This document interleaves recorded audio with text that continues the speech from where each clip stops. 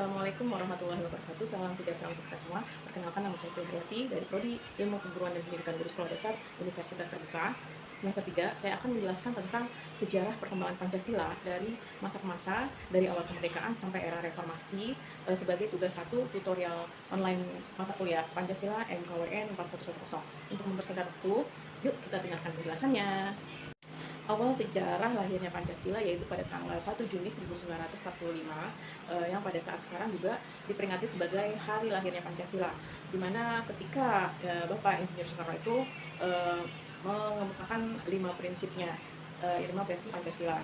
Akhirnya pun ada dituangkan dalam peristiwa Piagam Jakarta, dan kemudian ditetapkannya Pancasila sebagai dasar negara itu di tanggal 18 Agustus 1945 dan dicantumkan dalam pembukaan Undang-Undang Dasar 1945. Terjadinya pergolakan yang besar di negara Indonesia karena terbentuknya RIS, maka banyak demonstrasi yang dilakukan rakyat Indonesia agar kembali negara Indonesia menjadi negara kesatuan Republik Indonesia. Akhirnya negara-negara RIS bergabung kembali ke dalam negara kesatuan Republik Indonesia. Dengan seperti itu, akhirnya Undang-Undang Dasar sementara tahun 1950 kembali lagi kepada Undang-Undang Dasar 1945.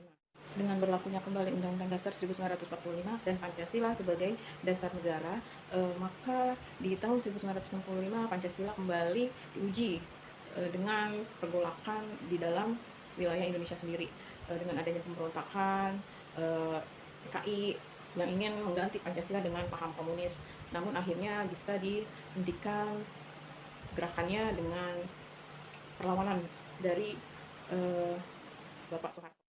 Pada masa tahun 1966 sampai 1998, di masa Orde Baru, Bapak Soeharto menjadi presiden kedua menggantikan Bapak Soekarno, di mana pada tahun 1968 menetapkan TAP MPR nomor 2 tahun 1978 tentang adanya penghayatan dan pengamalan terhadap Pancasila yang dinamakan dengan P4, agar P4 ini dimaksud untuk masyarakat Indonesia menghayati dan mengamalkan Pancasila masa sekarang pasca reformasi 1998.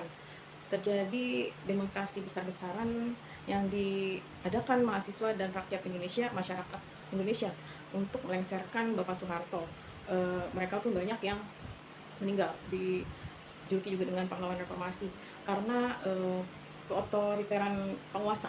Bapak Presiden Soeharto terlalu otoriter dan tidak mencerminkan pengamalan-pengamalan dalam Pancasila yang terlalu mengekang hak asasi manusia. Kalau dilihat dari sejarahnya, banyak sekali pergolakan yang ingin menghancurkan, mengganti Pancasila menjadi paham komunis di peristiwa G30 SPKI, tapi Pancasila akhirnya tetap utuh menjadi ideologi bangsa sampai saat ini. Kurangnya nilai Pancasila dari penghayatan dan pengamalannya mungkin lebih kepada diri pribadi masing-masing. Untuk generasi muda, Pancasila itu kedepannya tidak hanya untuk dihafal, namun Pancasila lebih baiknya dihayati dan diamalkan. Banyak pengamalan-pengamalan Pancasila yang sering diabaikan, yang harusnya bisa dijalani dalam kehidupan sehari-hari, pengamalan-pengamalan Pancasila. Mungkin itu saja yang bisa saya sampaikan. Terima kasih. Wassalamualaikum warahmatullahi wabarakatuh.